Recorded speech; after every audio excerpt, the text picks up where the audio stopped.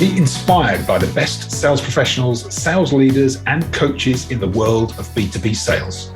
From IT services, medical devices, through to coaching and consulting companies, these principles will help you accelerate your sales performance and growth.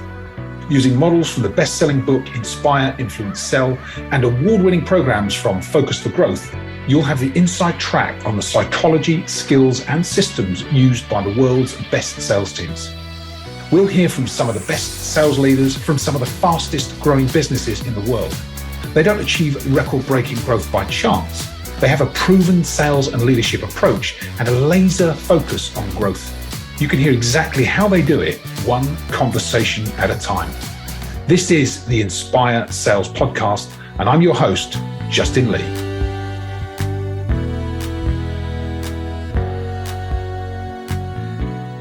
Welcome to the Inspire Sales Podcast. In this first episode, we're just going to talk about the podcast, why we started it, what we're looking to achieve with it, and what you can expect in future episodes. So my name is Justin Lee. I'm the founder of Focus for Growth and the founder of this podcast, the Inspire Sales Podcast. The Inspire Sales Podcast is named after one of the models that we use in Focus for Growth called Inspire. Now, Inspire is a sales process that we follow and we train to our world-class clients, leaders, and teams. And we have some incredible people using our models, our systems. Over 3,000 different sales professionals and leaders have been trained on this model. And they find that it gives them incredible clarity over their sales approach and a way to drive greater consistency across their teams. So over the first few episodes, before we start to talk to some of our clients, some of the greatest sales leaders on the planet, we're going to talk through the model. We'll start to explain how does the optimal sales approach work, and we'll use the Inspire model as our frame of reference.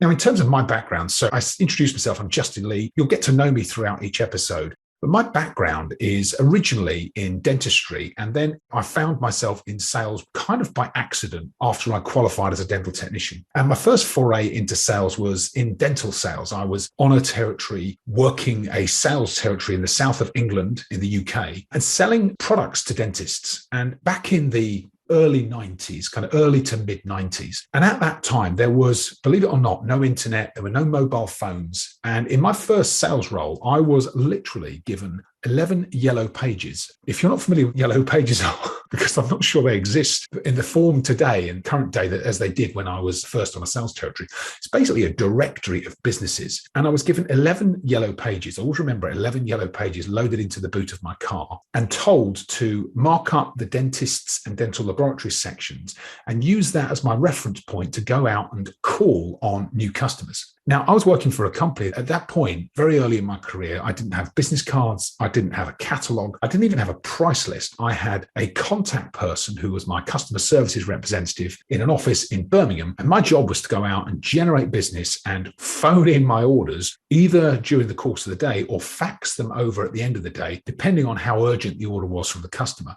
And I'll always remember in those early interactions with customers where I had no training other than training on the company. I had experience in dentistry, so I knew the market, I knew the customers, but I didn't know how to sell.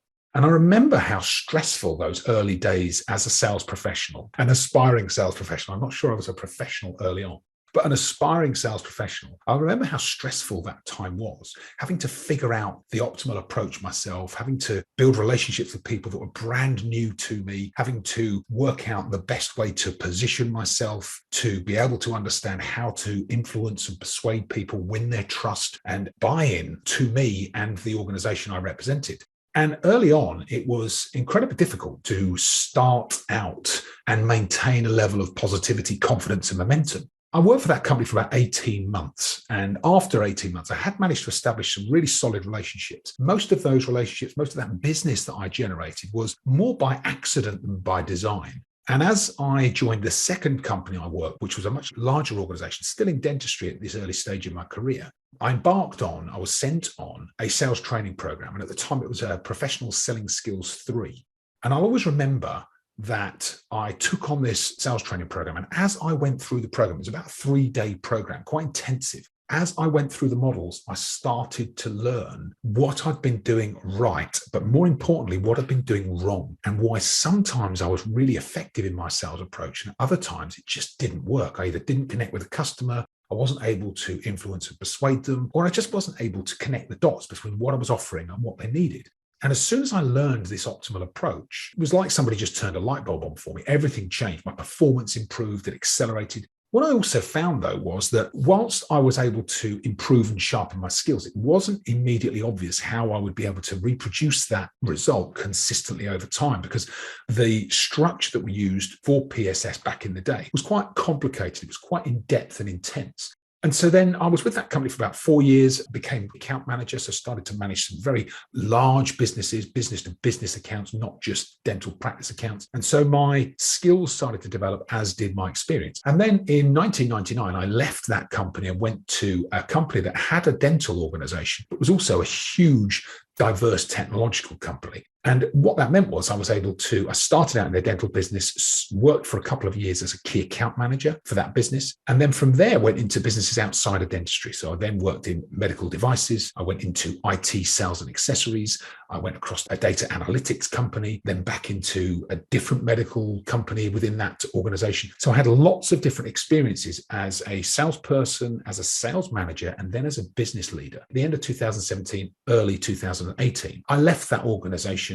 and set up my own business, retrained as an executive coach, founded Focus for Growth, and started to figure out all of the different methods and principles for selling and for leadership that I had learned throughout the years, throughout my 25 years of sales and leadership, and started to pull together models that I could share with my clients so that I could simplify the process of sales and leadership, but also give them a structure and models that they could follow step by step so that they didn't have to figure it out the way I had so often in my career. And we have two models within the business. One is the Inspire sales model. The other is the coach leadership model. And we'll focus on this podcast on the Inspire sales model, how that works. We'll go episode by episode through different stages of the Inspire model. And we'll invite some of the leaders that we work with as part of our award-winning work with clients in the marketplace, just to share some of their experiences, some of the approaches they take, the best practice principles. But one of the things that I found very late on in my career was that actually having a model that you can follow, a structure that is simple. There aren't a lot of models out there that either are oversimplified or overcomplicated. And I've experienced both in my time. We genuinely believe with this Inspire sales model, we have this sweet spot where we have a model that's comprehensive enough to be useful in almost every sales situation, but simple enough to remember, memorize, and become practical so that you can use it over and over again. And it becomes consistent and automatic for you as a sales leader and for your teams as sales professionals. And it really does help to professionalize the sales approach. So in episode 1, we're going to start right at the beginning, and we're going to look at some principles around how we manage ourselves, how we manage mindset. Because we talk about psychology, skills, and systems. There are 3 foundations for high performance in any field. The first foundation is psychology, knowing how to manage ourselves, how to manage our mindset, staying positive in even the most difficult situations. Finding a way to manage that conversation that we have with ourselves, the internal dialogue that goes on for all of us that sometimes can undermine our confidence and self-esteem. So we have to manage that part of our psychology first. How do we start to drive the best levels of performance in all of us, even during the most difficult situations? So we'll talk about how we do that through some of our proven psychology models. So that's the first foundation. The next foundation, once the psychology is in place, once we start to build that self-esteem, that self-confidence, the next area we have to look at are the key skills required as part of our approach. So for sales professionals and leaders, it tends to be communication skills. Communication is such an important component of sales and leadership. Communication skills, we talk about listening, we talk about questioning, we talk about being able to get to the point, make an impact, be concise, understand the difference between what influences people and what bores people, and be able to intuitively know one from the other and use them at the right time. We talk about asking for commitment, maintaining sometimes difficult conversation, difficult situations, pausing, being able to create some constructive tension in the conversation. That is all part of our communication and influencing skills. And then the final layer for high performance, we have psychology as the base layer, skills at the next layer.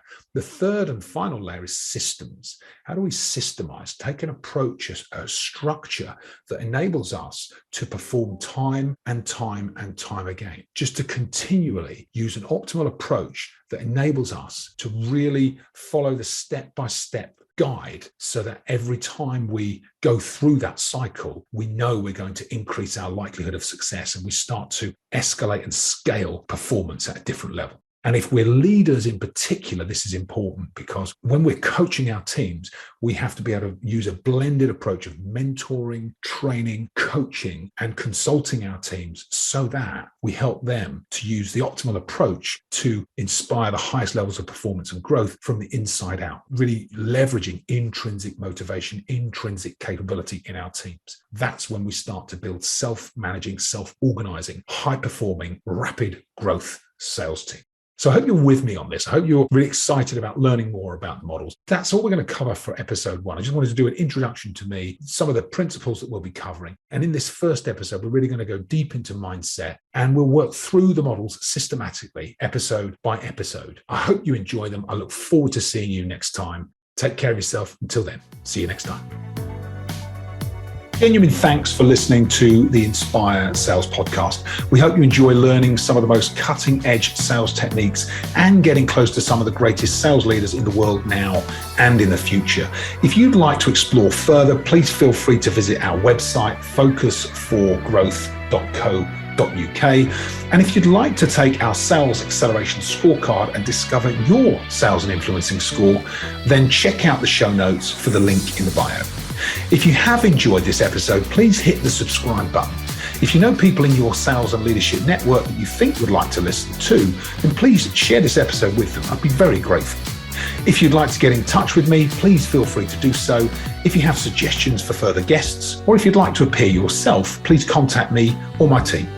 You can connect with me. I'd love to hear from you. My social profiles are in the show notes, and I look forward to being with you on the next episode. Thanks again for listening. See you soon.